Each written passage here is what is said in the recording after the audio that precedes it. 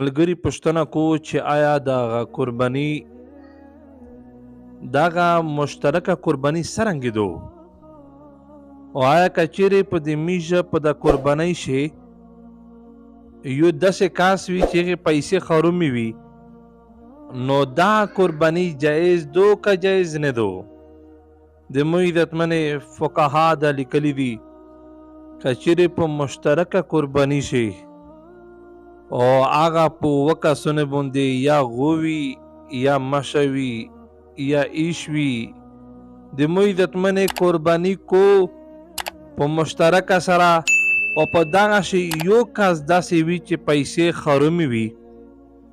او یا نیت یې خروم وي نو دا قرباني دغه سړي قرباني نه وشوه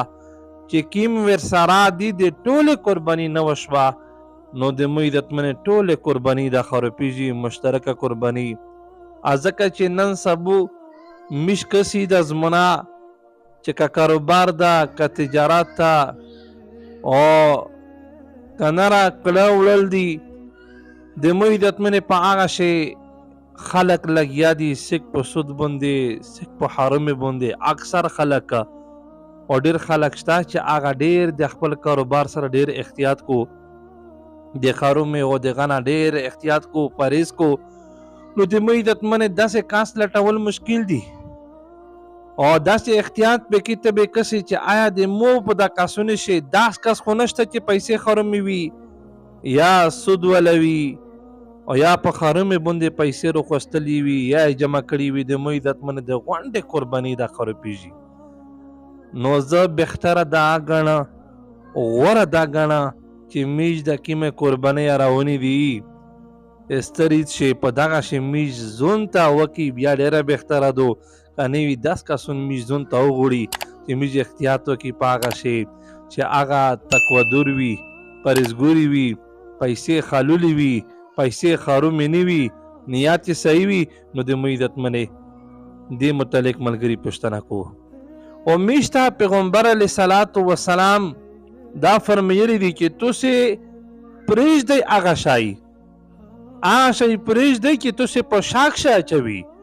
هغه وکئ چې په شاک شی مې نه اچوي هغه وکئ نو د موږ عزتمنې که چیرې یو سړی شکمن وي په یوه کاس مشترکه قرباني شي چې پیسې خرومې دي یا کاروبار یې خروم ده نو موږ ته هغې نه احتیاط پکار ده ځکه موږ ته پیغمبر علیه صلات وسلام دا فرمیلی دي د هغې موږ ته ویلي دي چې تاسې هغه شی پرېږدئ چې په شک شم اچوي نو داس کس وي چې په پیسې خلولې وي نو یې سره قرباني کوي چې خرومې وي یا په شک مې وشي هغې سره ما کوي زون ته یې کوي بله د موږ عزتمنې موږ ته پیغمبر علیه صلات وسلام دا خبره کړې دو نبي اسلام ویلي دي چې الله رب العزت چې دا ان الله طیب الله رب العزت بېشکه پوک ته او الله پاک ته پوک شی خوند ورکوي او د موږ عزتمنې الله پاک نه پوک نه ده موږ ته په چار دو چې موږ داسې قربانۍ وکړي چې صفا وي هغه د خرومې او دغه نه او نیت نه دغه نه صفا سوتره وي نو الله د موږ ته د عمل توفیق نصیب کو د موږ عزتمنې دا ویډیو په خپله ویاوروئ او هغې نه بعده ملګري ته شیر کوي چې دغه پیغام دا ضروري مسله چاته ورسېږي عمل په وکړو تو ته به الله په داسې مره بدلېدل نصیب کوي